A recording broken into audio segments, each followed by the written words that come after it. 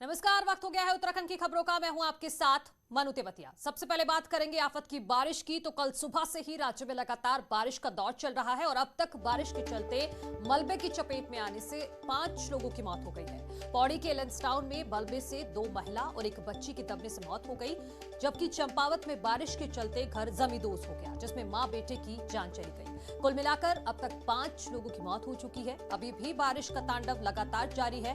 कई जगहों पर सड़कें बंद हैं, जबकि सड़कों पर नाले भी उफान पर हैं।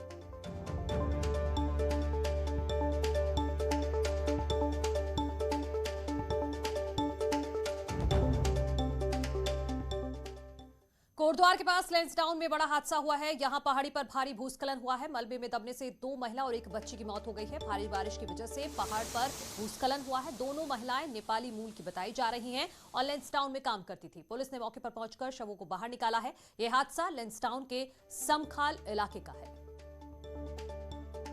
एक दुखद घटना भी हुआ है लैंसडाउन क्षेत्र में। समखाल जो नामक जगह है, वहाँ पर एक निर्माण कार्य चल रहा था। उसके अंदर 5 मजदूर अपना टेंट लगाकर वहाँ पर रुके हुए थे। उसमें से 3 महिलाओं का मृत्यु हो गया और 2 जो घायल हो गए थे उनको मलबे से निकाल लिया गया है और उनको फिर आगे अस्पताल के लिए मूव कर लिया है। चंपावत में भी बारिश का कहर देखने को मिला है। चंपावत में एक मकान भूस्खलन की जद में आ गया और मकान गिर गया। हादसे की चपेट में आकर मां और बेटे की मौके पर मौत हो गई। प्रशासन की टीम ने दोनों शवों को मलबे से निकाला है। मृतक महिला का नाम कलावती और उनके मृतक बेटे का नाम राहुल बताया जा रहा है। सेलाकोला गांव की ये घटना है, जहां कल सुबह से ही लगातार बारिश हो रही है। बारिश होने से जो है मिट्टी का मलबा आया और दीवार तोड़ के अंदर कमरे के अंदर चला गया। उसमें जो है कलावती 45 वर्ष लगभग महिला और 17-18 वर्ष बालक जो है दबके जो है मलबे में डेथ हो गई। चमोली में भी मौसम का यही हाल है। यहां भी लगातार बारिश हो रही है। लामबगड़ नाला उफान पर आ गया है और हाईवे पर भारी बोल्डर भी आ गए हैं। इस दौरान एक गाड़ी बुरी तरह से पत्थरों के बीच फंस गई। तस्वीरों में आप देख सकते हैं कि कैसे नाले के बीचों बीच गाड़ी फंसी हुई है, जिसे बाद में जेसीबी की मदद से निकाला गया है। हालांकि यहां पर बड़ा हादसा हो सकता था, लेकिन समय रहते गाड़ी को निकाल लिया गया। हालांकि जिस वक्त गाड़ी नाले की चपेट में आई, उस वक्त गाड़ी में सभी सवारों को निकाल लिया गया था। लेकिन ये तस्वीरें बेहद ही डरावनी हैं। चमोली में ही बेनाकुली के पास भारी मलबा रोड पर आ गया और लैंडस्लाइड की लाइव तस्वीरें हम आपको दिखा रहे हैं।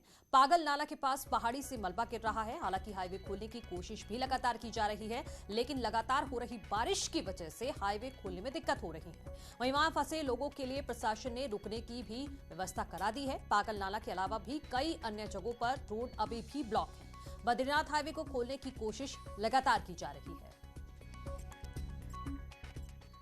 उधर रामनगर में NH 309 काशीपुर बुआखाल रोड भारी बारिश की वजह से जगह जगह बरसाती नालों के चलते बंद है। यहां के धनगढ़ी नाले ने रौद्र रूप ले लिया है।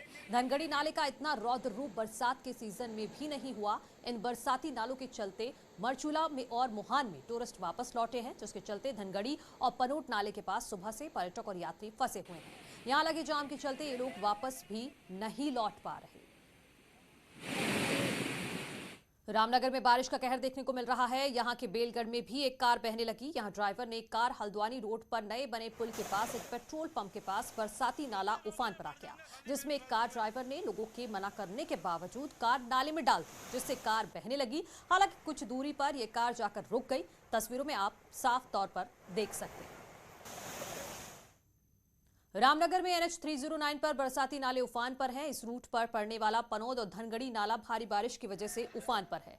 वहीं मोहान के पास पनाली बरसाती नाले में एक कार बह गई, जिसे स्थानीय लोगों ने एक ट्रैक्टर की सहायता से बाहर निकाला। कार में 2 लोग सवार थे, जिन्हें सुरक्षित बचा लिया गया है। किसी भी तरह की अनहोनी से बचा जा सके, इसी वजह से सिर्फ गाड़ियों को ही जाने की अनुमति दी गई। उत्तराखंड में लगातार बारिश का सिलसिला जारी है। आप देख सकते हैं हम यहाँ पर पनाली नाले पे हैं। ये नाला धनगढ़ी और मोहान के बीच में है। धनगढ़ी नाला चूंकि उफान पर है, इसलिए रामनगर की तरफ से ट्रैफिक यहाँ नहीं आ पा रहा है और ऊपर से जो है मोहान पे ट्रैफिक रोका गया है। वहाँ से सिर्फ बड़े वाहनों को यहाँ आने की इजाज़त दी जा रही है, जिसके कारण यहाँ पर अभी आप वाहन देख सकते हैं कि कम मात्रा में यहाँ पर हैं। अभी आप देखिए कि बड़ी गाड़ियों की भी हिम्मत इस नाले को पार करने की एकाएक नहीं हो रही है। वो भी यहाँ पर रुके हुए हैं अगर बारिश का सिलसिला लगातार चलता रहा तो निश्चित है कि ये नाले और उफान पर आएंगे, जिसके चलते ट्रैफिक बहुत देर तक जाम होने की संभावना है। गोविंद पाटनी, न्यूज़ 18, रामनगर। अब आपको पिथौरागढ़ की तस्वीर दिखाते हैं। यहां पर भी कल से तेज बारिश लगातार हो रही है। भारी बारिश की वजह से जिले की लाइफलाइन पिथौरागढ़ घाट हाईवे जगह जगह बंद पड़ा हुआ है, जबकि धारचूला और मुनस्यारी को जोड़ने वाली सड़कें भी लैंडस्लाइड की वजह से बंद हैं। यही नहीं, चाइना बॉर्डर को जोड़ने वाली लिपुलेक रोड भी कई जगहों पर ब्लॉक है। पौड़ी में लगातार बारिश से बद्रीनाथ हाईवे पर चमधार के पास चट्टानी मलबा रुक रुक कर गिर रहा है। प्रशासन ने ट्रैफिक रोक दिया है, लेकिन लोग लापरवाही दिखाते हुए जान जोखिम में डालकर हाईवे पार कर रहे हैं। प्रशासन ने लोगों से सावधानी बरतने की अपील की है।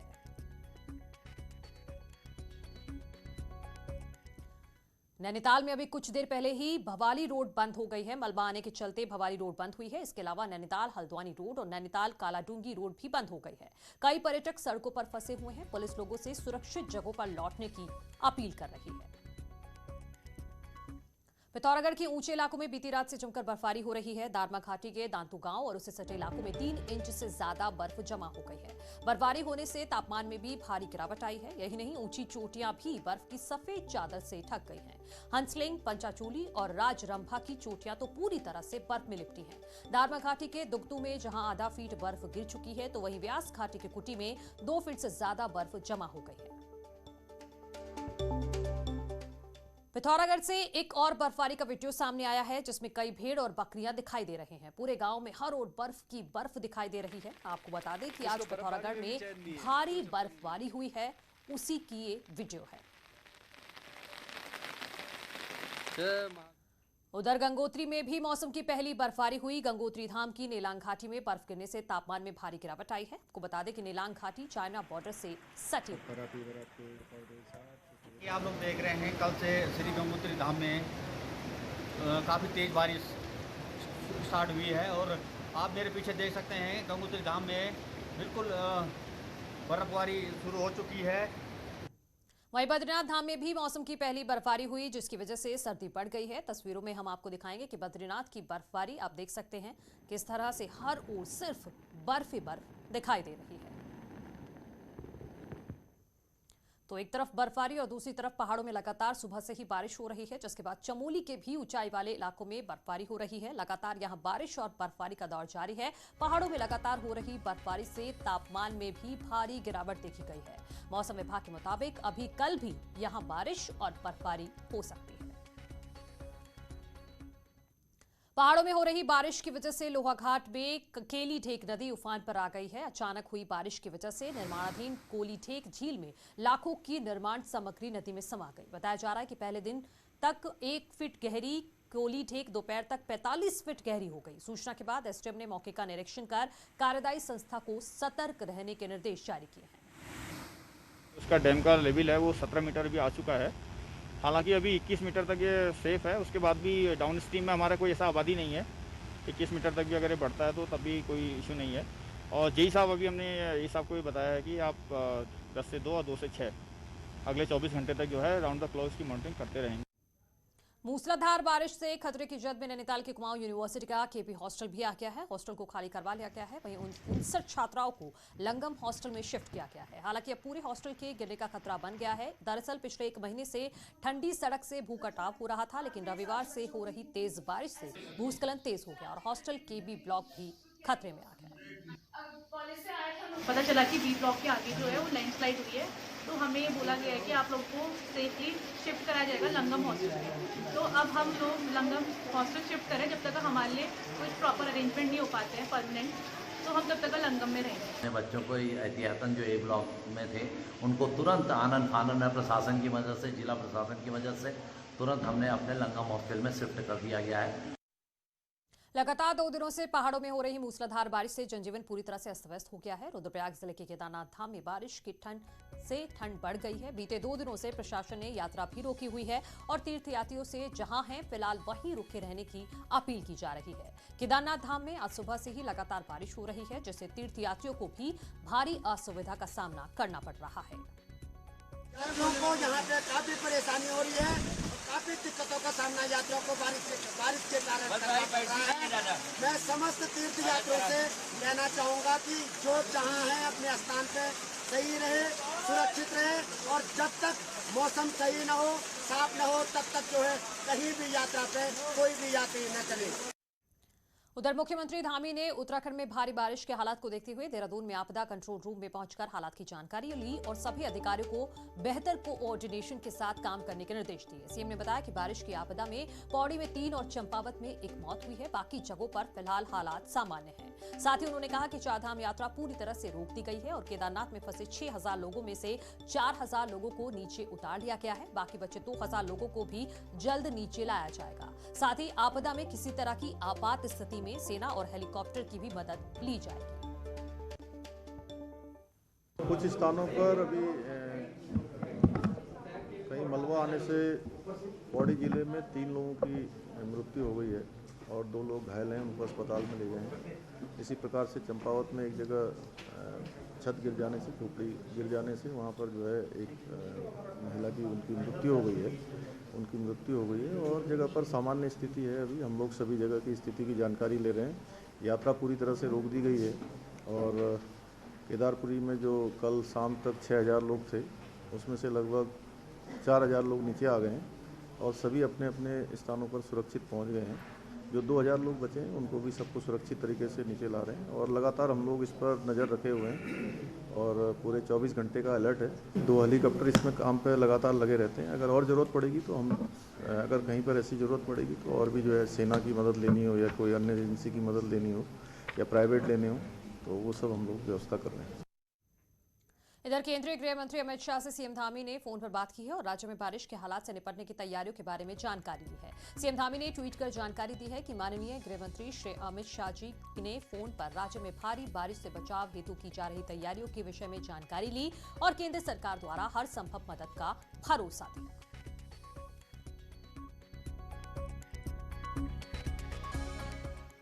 हाँ, गृह मंत्री जी ने भी आज यहाँ के बारे में जानकारी की है और उन्होंने कहा है कि हर संभव कोई भी अगर किसी मदद की आवश्यकता पड़ती है तो हम मदद करेंगे।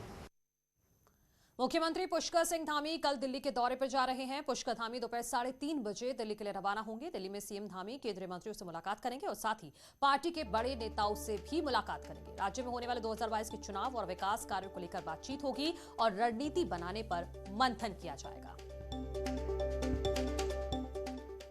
आगे बढ़ते हैं। उत्तराखंड के राज्यपाल गुरमीत सिंह ने प्रधानमंत्री नरेंद्र मोदी से मुलाकात की है। दिल्ली दौरे पर आए राज्यपाल ने पीएम मोदी से मुलाकात की और उत्तराखंड के विकास को लेकर बातचीत की। साथ ही पीएम को देवभूमि आने का न्योता भी दिया।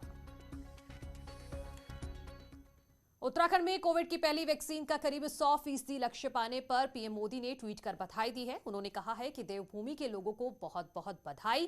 कोविड के खिलाफ देश की लड़ाई में उत्तराखंड की ये उपलब्धि अत्यंत महत्वपूर्ण है। मुझे विश्वास है कि वैश्विक महामारी से लड़ने में हमारा वैक्सीनेशन अभियान सबसे अधिक प्रभावी साबित होने वाला है और इसमें जन जन की भागीदारी बहुत अहम है।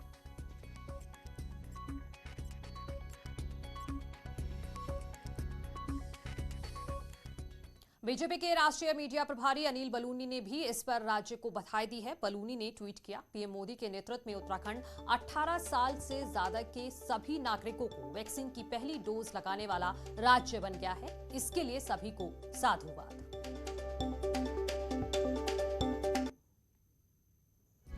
बीजेपी के राष्ट्रीय मीडिया प्रभारी अनिल बलूनी ने भी इस पर राज्य को बधाई दी है। बलूनी ने ट्वीट किया, पीएम मोदी के नेतृत्व में उत्तराखंड 18 साल के ज्यादा के सभी नागरिकों को वैक्सीन की पहली डोज लगाने वाला राज्य बन गया है। इसके लिए सभी को साधुवाद। उत्तराखंड में पिछले कुछ दिनों से विधायकों के पाला बदलने का खेल चल रहा है और अब इस बीच गोविंद सिंह कुंजवाल ने नया दावा किया है। जल्द ही 6 विधायकों के बीजेपी छोड़ने का ऐलान कर दिया, जिसके बाद सूबे में फिर सियासी भूचाल है।